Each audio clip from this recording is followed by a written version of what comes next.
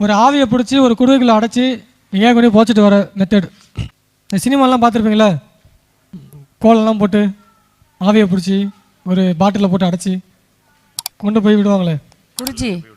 இந்த பேய்களை வந்து யார் உடம்புல பேய் இருக்குது, ஏதாவது ஒரு வீட்டில் பேய் இருக்குன்னா இந்த மந்திரம் பயன்படுத்தி இதில் உள்ள செய்முறைப்படி ஒரு குடுவையிலையோ இல்லை ஒரு கண்ணாடி பாட்டிலையோ அடைச்சி அதை கொண்டு சுடுகாட்டிலையோ இல்லை கடல்லையோ விட்டுடலாம். சுடுகாட்டில் விட்டுறனா சுடுகாட்டில் போச்சிடணும், கடலில் போடணும்னா கடலில் போட்டுடணும். அதை 247 பக்கம். அதை போட்டதுக்கு அப்புறம் திரும்பி நம்ம பின்னாடியே வந்துடாதுல்ல?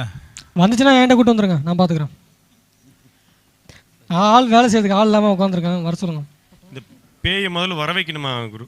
எது பேயை முதல்ல வர வச்சு பண்ணணுமா? பேயை முதல்ல வர வைக்கணுமா?